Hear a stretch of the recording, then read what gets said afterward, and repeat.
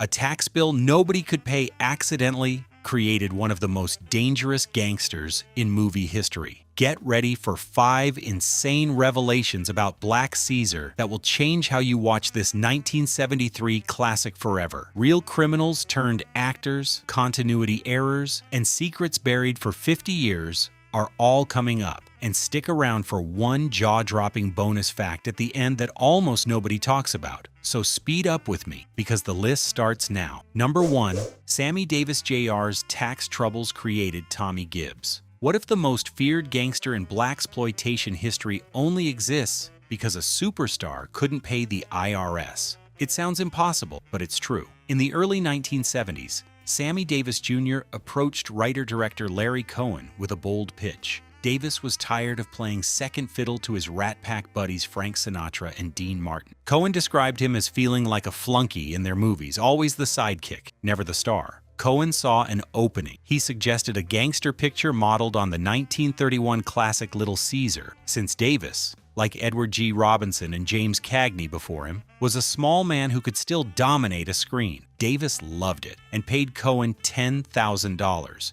A serious sum for a screenplay at the time, to write the full script. But here's the thing. When Cohen delivered the finished pages, Davis couldn't pay up. He was buried in trouble with the Internal Revenue Service, and his dream project slipped through his fingers because of his own finances. Cohen didn't let the script die. He shopped it to American International Pictures, who wanted an action film with a black lead. They financed it immediately and cast Fred Williamson in the role Davis had built for himself. Williamson, a former pro football star with almost no leading man experience at the time, stepped into a part written for one of the most famous entertainers alive and somehow made it entirely his own. One entertainer's tax nightmare became another man's star-making vehicle, and blaxploitation cinema got one of its defining anti-heroes almost by accident. It's worth sitting with that for a second. Without an IRS dispute, Sammy Davis Jr. might have played Tommy Gibbs himself, and film history would look completely different today. Number 2. Real gangsters became movie stars. Larry Cohen ran into a problem most directors never face. Actual Harlem gangsters wanted him to pay for the privilege of filming on their turf. It was 1973, and Cohen was shooting Black Caesar guerrilla style, with almost no budget. Local criminals approached his crew and demanded protection money before they'd allow filming to continue, a common shakedown for productions in certain neighborhoods back then. Cohen simply didn't have the cash, so he improvised. He walked straight up to the men threatening his shoot and asked if they could act. He offered to cast them as Fred Williamson's on-screen sidekicks instead of paying them off. The gangsters were thrilled. Cohen later said they became so helpful that we kind of owned Harlem after that, supplying anything the production needed. Now check this out. When the film hit theaters, Cohen put these former criminals in newspaper ads. On opening day at the Cinerama Theater on Broadway, they showed up in their finest suits and signed autographs like genuine celebrities. A shakedown attempt turned into one of the strangest casting stories in film history, and real street power became genuine movie star treatment overnight. If you are enjoying this, take 2 seconds and leave a like. Subscribe if you want more videos like this. That support really motivates my work and helps a lot with bringing more content. Number 3. Guerrilla filming with no permits. Every single street scene in Black Caesar was filmed illegally, without a shred of official permission from the city of New York. Larry Cohen's signature method was showing up unannounced with a skeleton crew, rolling cameras immediately, and capturing whatever happened before anyone could stop them. That meant real New Yorkers walking down the sidewalk suddenly found themselves in a major motion picture without any idea what was going on. Here's where it gets interesting. Several street scenes preserved genuine bystanders staring directly into the lens with obvious confusion, wondering why someone was filming in the middle of their block. In one memorable sequence, as Fred Williamson's character staggers down a busy street after being shot, the rooftop camera captures real pedestrians below reacting with visible concern, unaware they were watching a scripted scene. This unauthorized approach even swept up landmarks like the Apollo Theater in panning shots taken without clearance. The result is a raw, documentary-like texture no permitted, controlled Hollywood shoot could ever fake, and it became a visual template that countless independent filmmakers would chase for decades afterward. Number 4. The severed ear continuity error. One of the film's most brutal scenes hides a mistake that defies basic anatomy, and it's been sitting there in plain sight for over 50 years. In the barbershop sequence, Matogchai inupaikuis maintur, Tommy Gibbs proves himself to Harlem's ruling mafia bosses by murdering a rival in cold blood. He warns the barber to give the corpse a close shave, since facial hair keeps growing after death, then slices off the dead man's left ear as a grim calling card meant for mob boss Cardoza. But wait, there's more. When Tommy makes his entrance and drops that ear straight into Cardoza's plate of spaghetti, sharp-eyed viewers can see it's unmistakably a right ear, not the left one he just cut moments earlier. Ears are distinctly shaped and impossible to mix up when filmed from the side. So this isn't a trick of the light. The most likely explanation is that the props department either built the wrong prosthetic or simply grabbed whichever fake ear was lying around without checking which side it belonged to. It's a small detail, but once you see it, you can never unsee it in one of blaxploitation cinema's most shocking moments. Number 5. Miss USA 1953's pension boost. A former beauty queen's blink-and-you-miss-it role in this violent gangster movie ended up quietly padding her retirement for the rest of her life. Miriam Hansen won the Miss USA crown back in 1953, representing Illinois and becoming the first woman from that state to take the national title. She went on to place as first runner-up at Miss Universe that same year, and Universal Pictures rewarded her with a studio contract that led to small parts throughout the 50s and 60s. By 1973, her acting career had slowed to a crawl, but Hansen had been Larry Cohen's neighbor for years, and he cast her in the minor role of Virginia Coleman, almost as a casual favor between friends, with no connection at all to her pageant past. Now here's the twist nobody expects. Hansen later revealed that this tiny appearance qualified her for a real increase in her Screen Actors Guild pension, since union benefits are calculated from accumulated credits and earnings across a career. A few scenes in a gritty crime picture ended up boosting her retirement checks for decades,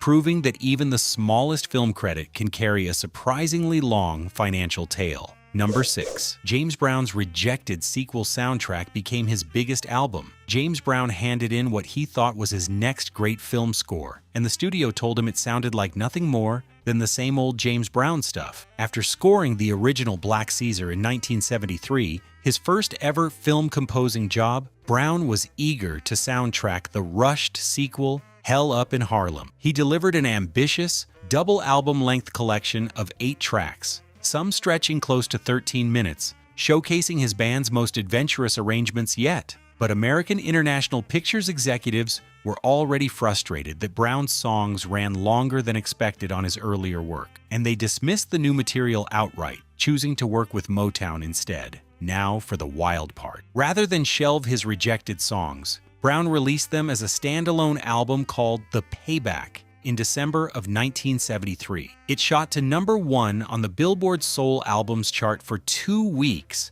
and became the only studio album of his entire career to earn gold certification. The executives who called it disposable ended up watching Brown turn their rejection into his single biggest commercial triumph. Think about how rare that actually is. A soundtrack built for a sequel that never used it went on to outsell and outlast nearly everything else Brown ever recorded in a studio, becoming one of the most influential funk records of the decade in the process. Number 7. The Apollo Theater's unauthorized cameo. One of Harlem's most sacred cultural landmarks appears throughout Black Caesar, captured in a way no permitted Hollywood shoot could ever have pulled off. Larry Cohen's guerrilla filming let him include the legendary Apollo Theater on 125th Street without navigating any official permission process. Since the 1930s, the Apollo had hosted giants like Ella Fitzgerald, Billie Holiday, and James Brown himself, making it a living symbol of Black artistic achievement by the time cameras rolled in 1973. Cohen's lens catches the Apollo's marquee and facade during casual panning shots along Harlem's busy streets, preserving details of its signage and surrounding storefronts that might otherwise have vanished from history entirely. But here's the thing, including the Apollo did more than add scenery. It anchored Tommy Gibbs firmly within Harlem's real cultural identity rather than some generic urban backdrop invented for the screen. Cohen's outlaw filming technique turned a cost-cutting shortcut into an accidental piece of historical preservation, capturing the theater in its natural, unstaged glory decades before anyone thought to protect that footage on purpose. Number 8. Gloria Hendry's nudity strategy opened doors and exposed an industry divide. Gloria Hendry admitted flat out that her willingness to appear nude on screen is what won her the role of Helen, Tommy Gibbs's girlfriend, and her honesty reveals something much bigger about the era. Hendry had already posed for Playboy during her modeling days, so nude scenes simply weren't an issue for her personally. But she later explained that this comfort gave her a real edge, because many talented black actresses refused similar roles during the early blaxploitation boom. Now check this out. According to Hendry, that reluctance wasn't about modesty. It traced back to slavery, when enslaved people were stripped naked so buyers could inspect them like livestock at auction. For many performers, undressing on camera echoed that dehumanizing history far too closely to feel like just another job. As blaxploitation grew and nude scenes became near standard for leading female roles, that industry-wide hesitation slowly gave way to professional necessity. Hendry's small, matter-of-fact admission opens up a much larger story about the impossible choices black actresses faced when chasing opportunity inside a genre built on exploitation in more ways than one. Before we keep going, subscribe if you haven't yet. Drop a comment telling me which movie or show you want me to cover next with strange behind-the-scenes facts. I read every single one. Number 9. Fred Williamson's football fame talked the police out of shutting down the shoot. Cohen's illegal street filming inevitably caught the attention of the NYPD, but Fred Williamson's old football career kept turning confrontations into free passes. Williamson earned nationwide fame in the 1960s as the Hammer, a nickname built on his aggressive style as a defensive back for the Oakland Raiders and Kansas City Chiefs. He was one of the sport's first great self-promoters, appeared in Super Bowl Y, and stayed a recognizable face long after retiring from the field. Here's where it gets interesting. When officers discovered the unauthorized shoot, they'd often recognize Williamson immediately and react with surprise rather than shutting things down. According to Williamson, the pattern repeated itself constantly. Police would ask, "Hammer, you out here shooting a movie?" Instead of demanding a permit that didn't exist, officers would strike an unofficial deal. They'd tell the crew, "We're gonna walk away for 15 minutes. We come back, you better be gone." That 15-minute window, gifted purely because of celebrity recognition, was often exactly what Cohen's team needed to grab the footage and vanish before real trouble arrived. It's a strange kind of movie magic when you think about it. A defensive back's old highlight reels from Oakland and Kansas City ended up doing more to protect an illegal Manhattan film shoot than any amount of paperwork ever could have. Without Williamson's fame, Cohen's entire Guerilla production model might have collapsed the very first time a squad car rolled past. Number 10. Black Caesar quietly became a foundation stone of hip-hop. Decades after its release, this low-budget gangster picture turned into one of the most sampled films in rap music history, and most fans have no idea why. James Brown's soundtrack, especially the propulsive track The Boss, that plays as Tommy Gibbs is gunned down on a street corner, became a treasure chest for producers chasing that perfect blend of rhythm and cinematic weight. Now for the wild part. Ice-T built You Played Yourself around that same groove, while Trick Daddy constructed Take It to Day House on it as well. The sampling kept going strong into the 2000s, with Prodigy featuring it on Return of the Mac, and Nas showcasing it on Get Down from his acclaimed Godson album. Public Enemy pushed the connection even further in Burn Hollywood Burn, where Big Daddy Kane name-checks Black Caesar directly as proof of real cultural taste. He returned to that same reference again in How You Get a Record Deal, a gritty 1973 crime film, largely forgotten by mainstream audiences, quietly became a musical bloodline running straight through hip-hop's greatest records. Number 11. The title character's name is never actually spoken. Despite the poster, the marquee, and every piece of marketing screaming Black Caesar, not one single character in the entire 96-minute film ever says that name out loud. Every person who speaks to or about the lead character calls him Tommy Gibbs, From childhood friends to criminal partners to the police hunting him down. There's no dramatic nickname moment, no imperial title dropped in dialogue, nothing. But here's the thing, this absence is especially strange given that Cohen deliberately modeled his film on 1931's Little Caesar, a movie where the nickname was used constantly throughout the script. Cohen clearly wanted to evoke that earlier gangster classic and its rise and fall arc, yet he chose not to carry over its signature naming convention. The title ends up functioning more like a symbolic framework than a literal nickname, casting Tommy as an emperor-like ruler of Harlem's underworld purely through marketing rather than dialogue. Viewers who go searching for that big Black Caesar line will search in vain from the opening credits to the final frame. It's a small detail, but it says a lot about how movie titles work. Sometimes the most iconic name in a film's entire legacy is something the audience brings in with them, not something the story ever actually says out loud. Number 12. Real movie marquees accidentally became a tribute to the films that made this one possible. Because Cohen filmed without permits on real New York streets, his cameras accidentally captured something remarkable in the background. Theater marquees advertising The Godfather and Superfly. Neither placement was planned. They simply existed on the actual buildings Cohen was shooting in front of during 1973. But the coincidence carries real weight, since both of those films had directly cleared the path for Black Caesar to exist at all. Now check this out. Francis Ford Coppola's gangster epic proved crime stories could be both critically respected and wildly profitable, while Gordon Parks Jr.'s Superfly proved there was a massive audience hungry for black protagonists